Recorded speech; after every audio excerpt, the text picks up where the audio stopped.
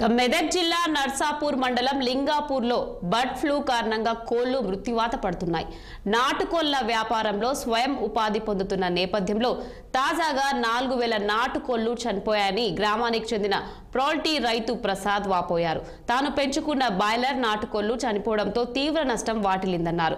పక్కనే ఉన్న బాయిలర్ ఫామ్లో కోళ్లకు బర్డ్ ఫ్లూ సోకడంతో తన ఫామ్కు వ్యాపించిందని ప్రసాద్ పేర్కొన్నారు. నాటుకోళ్లు పిల్లలు పెంచడానికి 8 లక్షల వరకు ఖర్చయిందని, అవి చనిపోవడంతో ఏం చేయాలో అర్థం కావడం లేదన్నారు.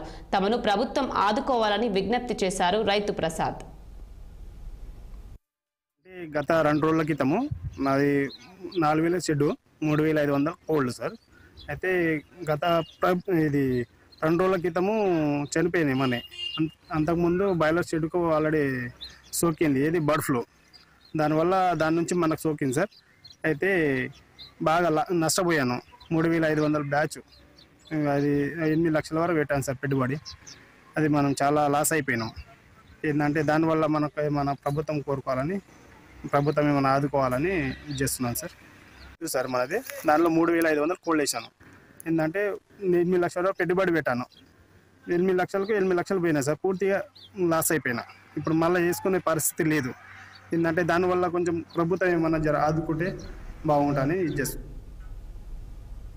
జగిత్యాల జిల్లా ధర్మపురిలో